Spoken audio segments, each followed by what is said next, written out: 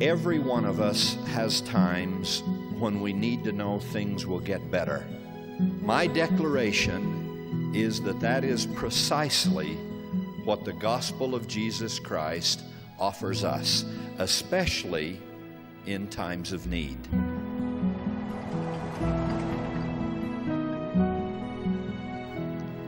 "30 years ago, last month, a little family set out to cross the United States, every earthly possession they own packed into the smallest trailer available. No money, an old car. They drove exactly 34 miles up the highway, at which point their beleaguered car erupted. The young father surveyed the steam, matched it with his own, then left his trusting wife and 2 innocent children, the youngest just 3 months old, to wait in the car while he walked the 3 miles or so to the southern Utah metropolis of Canaryville. Population then, I suppose, 65. Some water was secured at the edge of town, and a very kind citizen offered a drive back to the stranded family. The car was attended to and slowly, very slowly, driven back to St. George for inspection. After more than 2 hours of checking and rechecking, no immediate problem could be detected, so once again the journey was begun.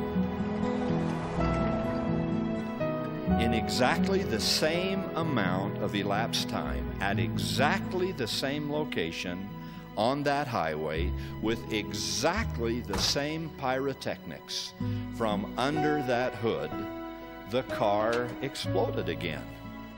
Now feeling more foolish than angry, the chagrined young father once more left his trusting loved ones and started the long walk for help once again.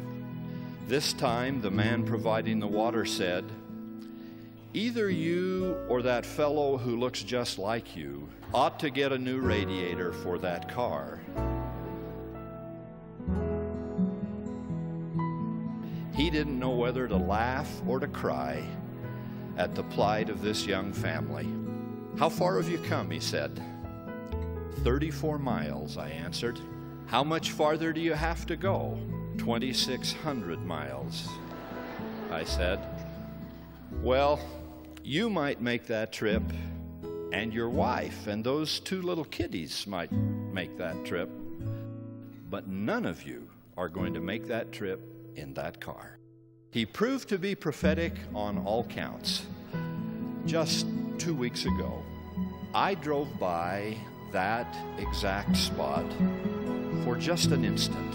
I thought perhaps I saw on that side road an old car with a devoted young wife and 2 little children.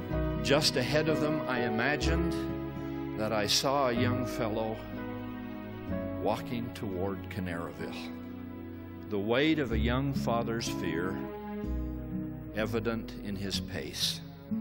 In that imaginary instant, I couldn't help calling out to him, "Don't you quit. You keep walking. You keep trying. There is help and happiness ahead. Some blessings come soon. Some come late. And some don't come till heaven. But for those who embrace the gospel of Jesus Christ, they come. It will be all right in the end.